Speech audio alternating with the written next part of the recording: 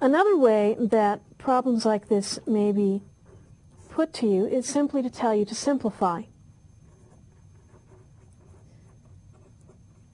And then you're given a list of things to do or to simplify. And what that means is make your exponents positive.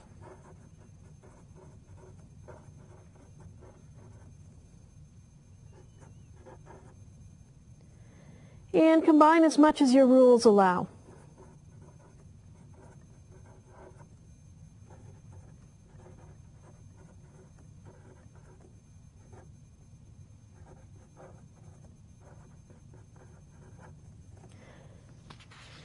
So we'll look at a few of these. Let's take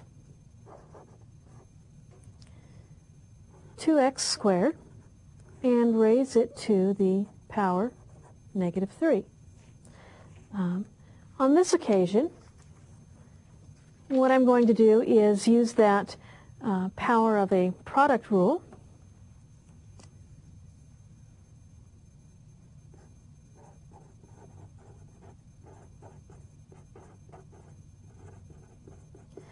And take this -3 and attach it to everybody inside. So what we have is 2 raised to the -3 power times x squared, and the entire x squared is raised to the -3 power. I'm going to go one step at a time. Let's deal with this x squared piece. We have a power raised to a power.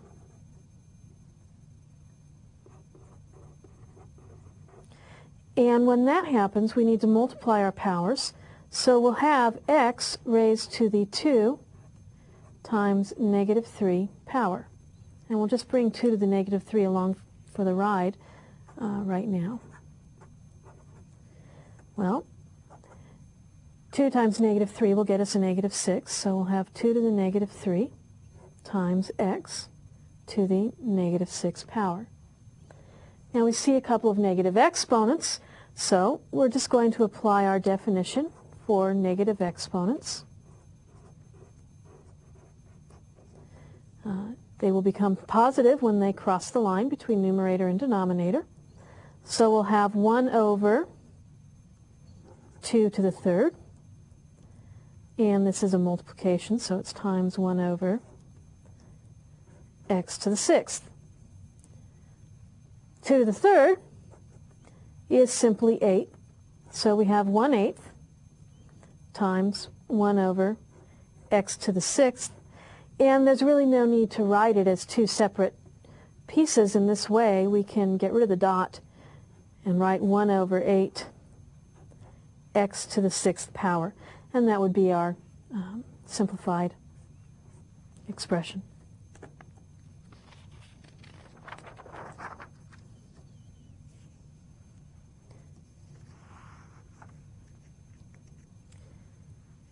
Let's do another example, similar to that one, but we'll have a 2 to the 3rd inside our parentheses, and we'll have that x raised to the -2 power, and then we'll raise the whole thing to the -2 power. Well, I want to start inside the parentheses this time and do something about this x to the -2. We'll use our definition for the negative exponent.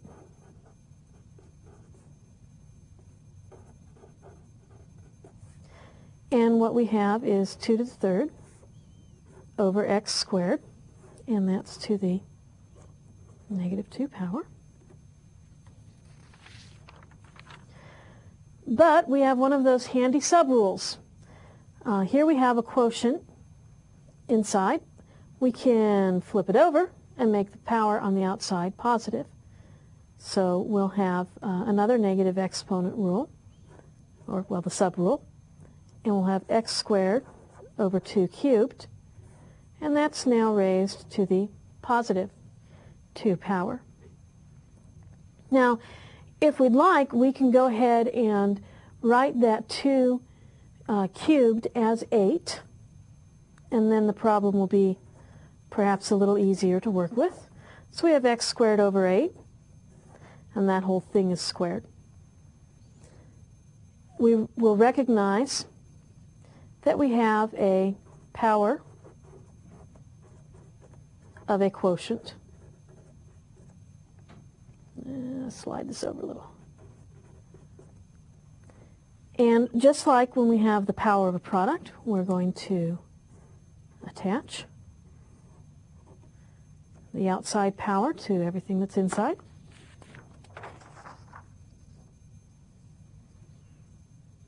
So we'll have x squared, and that's raised to the 2nd power, over 8 squared. But now we have a power of a power in the top.